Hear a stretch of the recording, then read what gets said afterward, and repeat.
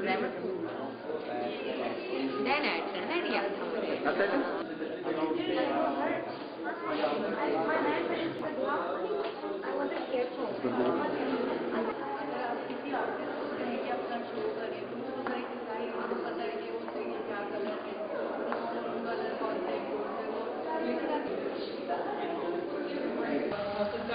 Senior artist हैं, graphic designing का काफी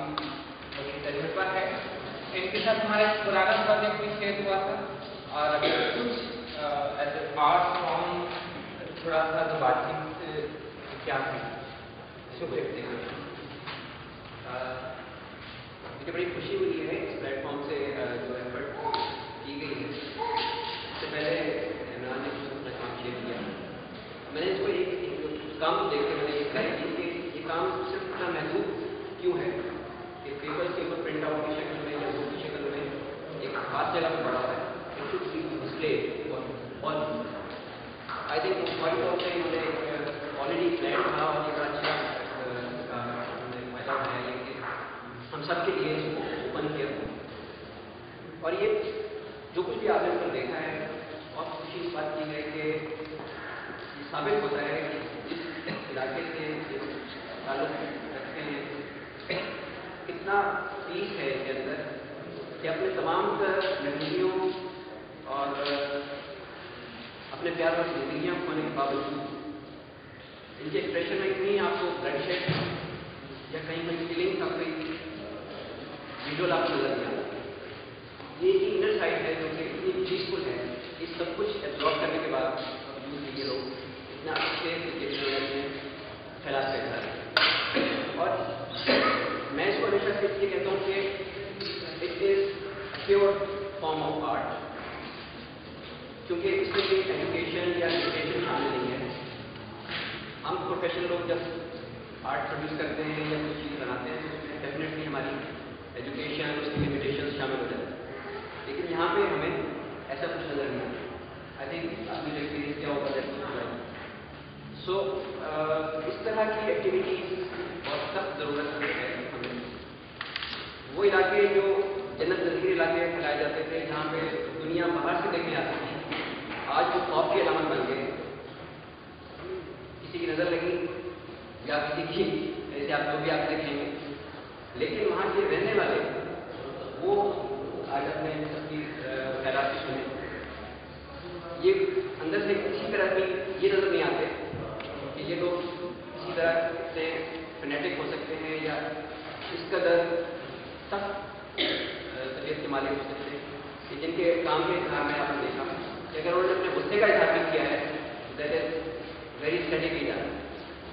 सो मैं बार बार पेश करता हूँ एक्सीलेंट को भी और आई थिंक मैं ख्वाहिश है कि इस तरह का एक्टिविटीज़ और भी ज़्यादा हों और ताकि सारे लोग जो पाकिस्तान में रहते हैं वो रियलिटी जो कुछ मीडिया में दिखाता है हम देख रहे हैं, लेकिन लोगों की अपनी अभी इनकी ज़बान में समझ नहीं आती, लेकिन जो कुछ उन्होंने इस ज़बान में बोला है वो हर कोई समझ सकता है। मेरा नाम ज़ियाद है, मैं बुनेर से हूँ और मैं यहाँ ये पेंटिंग जो है ये वहाँ के लोगों की जो जहन है उनको उजागर करता है कि वहाँ लोग क्या पसंद करते हैं।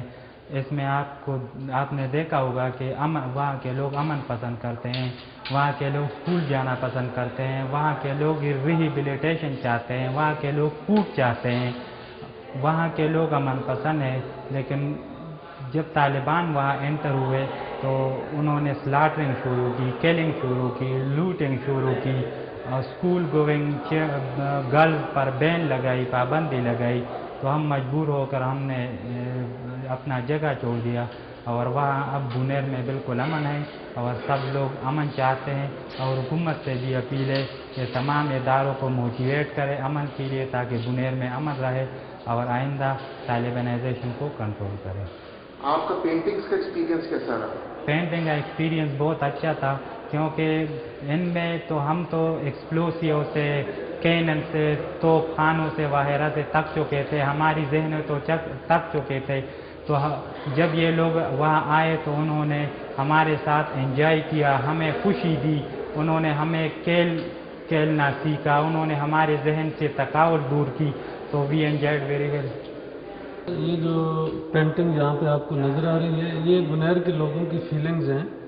اور جن پہ جو یہ آپریشن کے دوران یہ طالبانائزیشن کی وجہ سے لوگوں کی زندگیوں پہ جو اثرات مرتب ہوئے یا لوگوں کے ذہنوں پہ جو نقش وہاں پہ قائم ہوئے اس سارے عرصے کے دوران اور پھر وہ لوگ وہاں سے ڈسپلیس ہو کے جب شعبی مردان اور پاکستان کے مختلف علاقوں میں آئے جو تکالیف ان کے اوپر گزری جو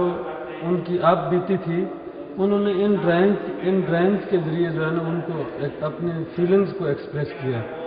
تو میں یہ سمجھتا ہوں کہ اس کے دو مقاصد تھے کرانے کے. ایک تو یہ کہ لوگوں کے ساتھ جو ہونے والی ناانصافی اور جو زیادتی ہے اس کو بڑے پیمانے پہ اجاگر کیا جا سکے تاکہ دوسرے جو سول سوسائٹی اور گورنمنٹ ادارے اور جو باقی لوگ ہیں وہ اس لوگوں کے ساتھ ہونے والی ناانصافی اور زیادتی جو ہے اس کے اوپر آواز بلند کر سکے. اور دوسرا جو سائیکو سوشل سپورٹ دینا ایک مقصد تھا لوگوں کو تاکہ لوگ کے ذہنوں کے اوپر جو ایک خوف اور ایک ڈر کی جو کیفیت طاری ہے اس کو جو ہے نا وہ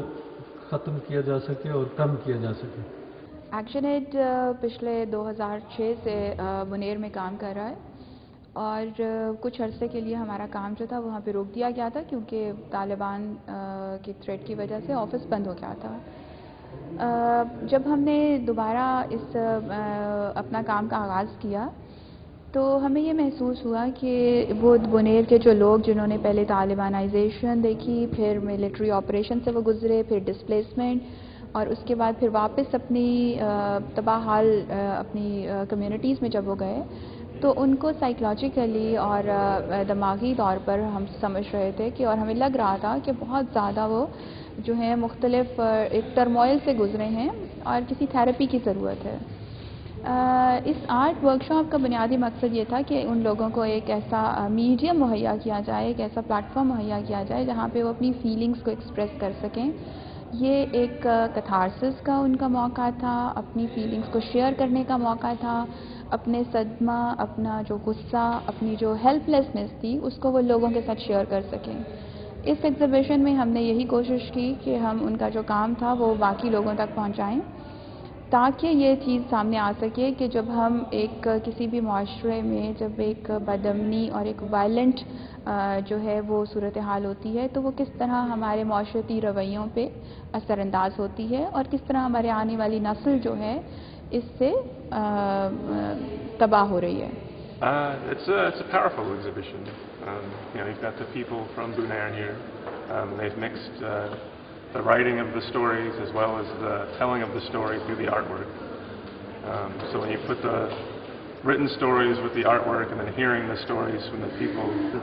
people over there, particularly Taliban, the way they are trying to impose religion over peaceful people without their consent is extremely unacceptable, and I think time has come when the Pakistani community unites together to fight against this form of radicalization. It's a healthy contribution